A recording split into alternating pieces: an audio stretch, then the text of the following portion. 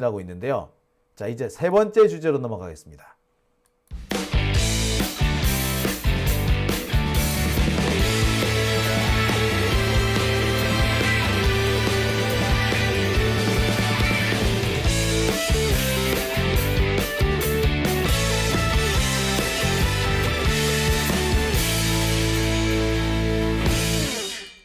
오밤중 뉴스 함께하고 계십니다. 이번 순서는 재판 소식입니다. 오늘 재판이 열렸는데 오늘 재판은 군사재판이었습니다. 그래서 사실 큰 내용은 없었어요. 근데 제가 오늘 뒤져보니까 오늘 열린 재판보다 어제 열린 재판 중에서 알짜가 많았더라고요. 특히 어제 전해드리지 못했던 이상민 재판, 이상민 전 행안부 장관 재판에서 알짜배기가 나왔다고 합니다. 아시겠습니다만 여러분이 이상민이란 놈은 윤석열 내란 과정에서 언론사 5곳인가 6곳인가에 단전 단수를 하라고 지시했던 놈입니다. 자, 단전 단수뿐만 아니고요. 경찰까지 투입하려고 했었대요.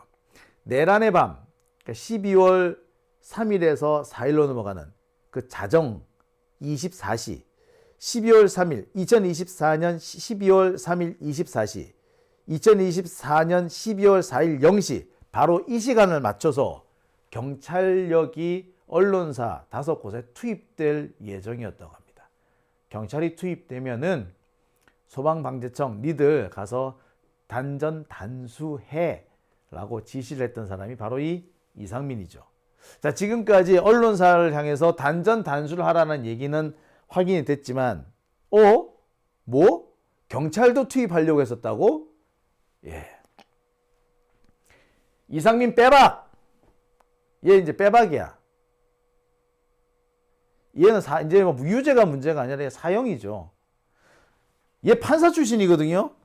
판사가 언론사에 단전 단수하고 경찰력 투입한다? 이게 불법이라는 거 몰랐을까요? 모를 리가 없죠. 알죠.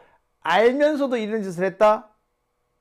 이건 내란 주요 업무 종사가 아니고 사실상 내란 공범입니다. 내란 우두머리의 공동정범인 거죠. 윤석열하고 동급이야. 윤석열이 사형이라면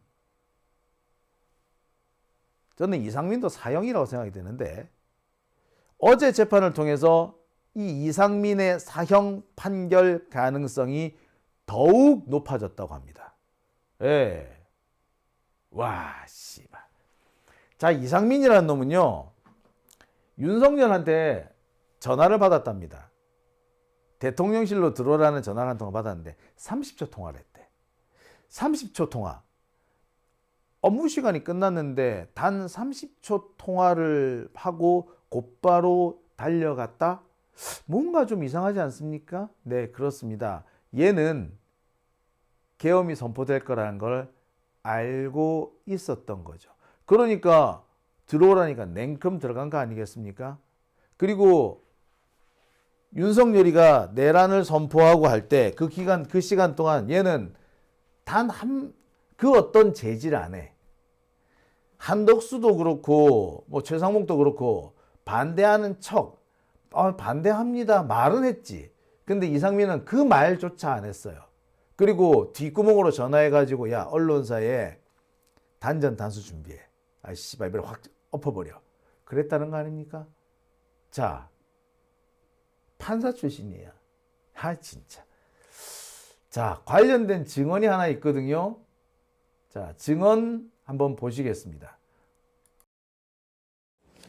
검사님이 요거 아마 이제 세부적으로 항목별로 좀 물어보실 것 같은데 검사님이 그렇게 묻기 전에 본인이 아까 이제 말씀하신 걸 보면 뭐 구체적인 워딩이나 단어는 그러니까 그 문장은 다 기억이 안 나지만 대체적으로 그때 장관님하고 통화했던 내용이나 이런 거에 대한 전반적인 인상이나 그러니까 그 전체적인 내용이나 이제 이런 거는 본인이 어느 정도 기억을 하고 있고 그 부분에 대해서는 최대한 증언을 하시겠다 지금 이제 이렇게 말씀하셨거든요. 제가 말씀하겠습니다. 지금 이제 그때 장관님한테 전화 오고 나서 전화 끊고 그러니까 통화를 쭉 하시고 그다음에 전화 끊고 그 주변 사람들하고 뭐 나누신 말씀 그게 이제 아마 그 옆에 있던 그 뭐 차장이나 뭐 본부장 등하고 말씀을 좀 하신 것 같은데 그 상황을 일별해서 지금 기억나시는 대로 한번 쭉 말씀을 먼저 하시고 그 다음에 이제 검사님 개별 질문을 좀 들어볼까요? 예, 재판장님 그렇게 하겠습니다. 그 장관님이 전화가 오셨습니다. 그래서 이제 제가 네 장관님 소방청장입니다 이렇게 말했을 것 같고요.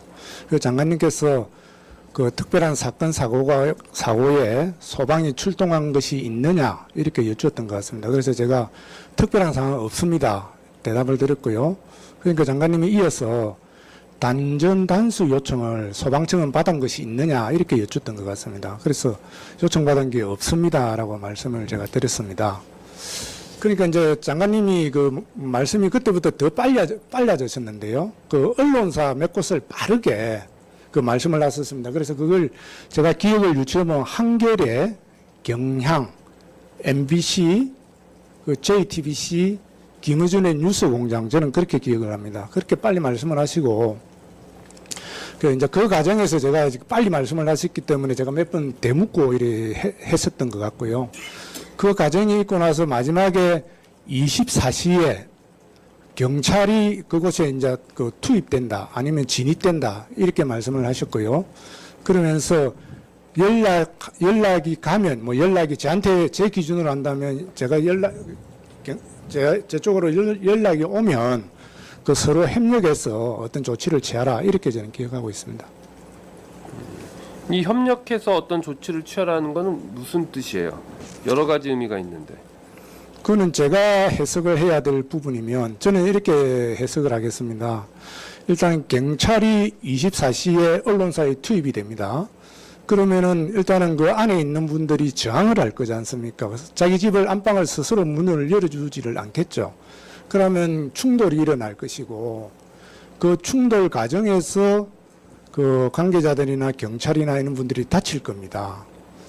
그러면 그런 과정에서 이제 어떤 요청이 올 거라 보는데 경찰에서는 저는 그때 그렇게 생각했습니다. 이게 그 언론사를 그 완전히 그 장악하기 위해서 그 옛날에 우리가 성을 공격하면 그런 거 있지 않습니까? 식량을 끊고 물을 끊어서 성 안에 있는 사람을 항복을 받아내지 않습니까? 저는 그런 상상을 했는데요. 그래서 그 우리한테 단전 단수를 요청할 수 있겠구나. 또 이런 생각도 했고 두 번째는 또 그 문을 개방을 하려고 그러면 우리 구조대가 있고 이러면은 뭐 이제 장비들이 많이 있습니다. 그래서 문을 열어달라고 할 수도 있을 테고 또 사다리 차 있는 게 있으니까 또 다른 용도로도 요청이 있을 수도 있고 한데 하여튼 장관님 말씀은 앞에 단전 단수를 그 언급을 하셨기 때문에 저는 경찰이 단전 단수를 요청을 하겠구나. 그러면 소방하고 협력해서 어떤 조치를 해라 이렇게 이해를 했습니다. 그리고 나서 전화가 마무리가 된 거예요? 그렇습니다. 네, 알겠습니다 하고 제가 전화를 끊었습니다. 그리고 나서 전화를 끊으셨어요? 예. 그리고 나서 혹시 직후에 그 주변에 계신 분하고 나눈 말씀이나 그런 부분 기억나시는 거 있으면 말씀해 주세요. 제가 기억나는 건 그렇습니다. 아까 말씀드렸지만 단전 단수는 그 소방에서 사용하는 용어도 아닙니다. 그리고 제가 30몇 년을 그 현장 생활부터 해가지고 전 청장 생활까지 쭉 했는데 단전 단수를 해본 적도 없고 지시해 본 적도 없습니다. 그리고 또 정상적인 건물에 단전하고 단수를 하게 되면은 엘리베이터도 멈추고 또 소방시설은 물이 필수적인데 그는 물이 차단됩니다. 그러면 건물은 위험에 빠집니다. 어느 소방관이 단전하고 단수할 것이라 생각을 하겠습니까? 그래서 제가 차장을 보고, 차장 쪽을 보고 제 생각을 확인받기 위해서 제가 반문했습니다. 단전 단수가 우리 업무입니까? 이렇게 반문을 했는데 차장은 아니다 그랬고요. 그 주변에 간부들이 다 끼어들었습니다. 아니다고. 뭐 이렇게 뭐 안 된단 말이에요. 그리고 누군가는 저한테 그 신중하게 판단하시라 이런 말도 한 직원이 있는 것 같은데 하여튼 그날 분위기는 어수선하고 이렇게 하면서도 단전 단수는 그 우리 업무가 아니다. 간부들도 다 제 생각에 동의를 해줬다 이렇게 이해를 하시면 될 것 같습니다. 근데 지금 아까 증언하신 거 보면 처음에 일단은 장관하고 통화를 할 때 단전 단수 요청 뭐 받은 게 있느냐라는 얘기를 먼저 듣고 본인이 좀 의아했다는 말씀이신 거고. 그렇죠. 예. 그리고 나서는 이제 장관이 빠르게 말을 하면서 언론사를 쭉 언급을 했다는 거거든요. 예. 근데 그게 그러니까 뭐 단전 단수 요청 받은 게 있느냐 하고 언론사 언급한 거 사이에 그게 뭐 그러니까 어떻게 대화가 진행된 거예요? 그 당시 기억으로는. 그렇죠. 이제 그 단전 단수 요청이 받은 게 있느냐. 제가 받은 게 없습니다. 이렇게 말씀을 하시니 언론사를 그냥 빠르게 말씀을 하셨습니다. 빠르게 말씀을 하시고 24시에 경찰이 그 진입한다 아니면 투입된다 이렇게 말씀을 하시면서 경찰이 연락하면 그 협력해서 조치하라 이렇게 저는 기억을 합니다. 그러면 뭐 단전단수 요청받은 게 있느냐라고 묻고 없다고 답하니까 사실 아무 맥락 없이 언론사를 쭉 빠르게 얘기하면서 24시에 경찰이 진입이 된다 하더라. 그러니까 연락이 경찰에서 오게 되면 협력해서 잘 조치해라 이렇게만 얘기를 하셨다는 거예요. 예, 기억이. 예, 그렇습니다. 그리고 나머지 지금 뭐 본인이 아까 부연해서 설명하신 그 협력해서의 의미라든지 이런 거 이제 본인이 이제 그 당시에 뭐 판단해서 지금 갖고 계신 생각이신 거죠. 그 당시에 오갔던 대화는 전혀 아니신 거죠. 장관님과의 그런 대화가 오가지는 않았습니다. 알겠습니다. 자, 그럼 여기까지 듣고 검사님 이제 쭉 질문 이어가시죠. 죄송합니다. 예, 알겠습니다. 자, 시방 여쭤보겠습니다. 이제 말씀하신 기억하신 언론사가 한겨레, 경향신문, JTBC, MBC, 뉴스공장을 말씀하셨는데 이 5개 언론사가 당시 들은 워딩을 정확하게 기억하시는 기억이 맞습니까? 예, 뭐 거의 제 기억 정확하다라고 생각을 합니다. 이 언론사들이 이제 당시에는 정권에 대해서 비판적인 견해를 좀 견지하는 그런 언론사들이지 않습니까? 한겨레, 경향, MBC 이런 곳들이 또는 김어준 씨가 운영한 뉴스공장이라든지 이 좀 언론사들이 그 정권의 비판적인 언론사들이다 이런 생각은 혹시 안 하셨습니까? 그때는 생각은 안 했는데 가만히 예. 보면은 조금 그 정부의 비판적인 언론사라고 생각을 하고 있습니다. 41항, 42항 생략하겠습니다. 비슷한 질문들이 많이 반복이 됐는데 결국 정리하면 증인께서는 피고인이 증인에게 전화해서 경찰에 언론사 단전단수 협조 요청이 있을 경우에 협조해줘라 이런 지시를 하신 것으로 이해한 게 맞습니까? 예, 그렇게 이해했습니다.